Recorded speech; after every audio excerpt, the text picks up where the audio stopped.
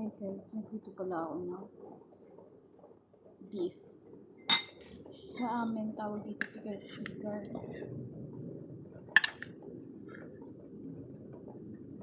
Ayan guys, ginisa ko lang siya sa sibuyas. Tsaka meron siyang Baguio beans, yung manipis lang na Baguio beans, at saka tawag dito repolyo. Tingnan mo siya guys.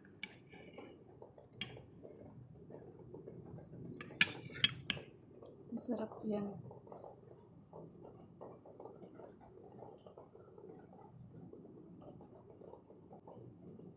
Mahilig ako magluto guys, pero hindi ako yung tipong tao na komplikado kapag nagluto. Kasi nag-isa lang naman ako nito ng paminta tsaka bawang.